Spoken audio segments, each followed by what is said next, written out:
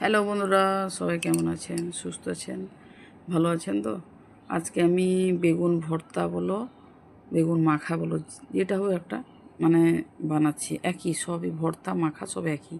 তার জন্য বেগুনটাকে বড় বেগুনটাকে আমি 2-4 ফালি করেছি।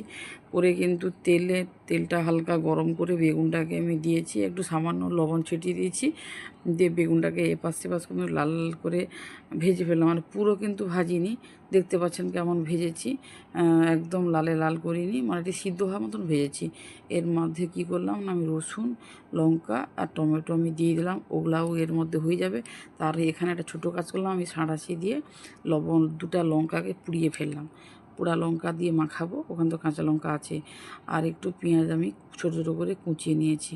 দেখুন বেগুনটা আমার ভাজা হয়ে গেছে, আমি নামিয়ে দিলাম। এর মধ্যে বেগুন মাখার জন্য বড়ি নিয়েছি, দেখতে পাচ্ছেন বড়ি নিয়েছি। ছোটো ছোটো করে পেঁয়াজ কুচোনো আছে। তো লঙ্কা, কাঁচা পেঁয়াজও ভেজে নিয়েছি। সব এগুলোকে সব একসঙ্গে আমি মাখাবো। তার জন্য ঠান্ডা করছি, ওইভাবে কেটে কেটে দিয়ে ঠান্ডা করছি। দেখতে থাকুন কীভাবে আমি করছি। হয়ে গেছে, এবার দেখুন কতটা ভালো হয়েছে। একটু ধনেপাতা থাকলে অবশ্যই দিয়ে দিবেন। আর মাখানোর পরে একটু 1 চামচ মতন সরষার তেল দিয়ে দিবেন।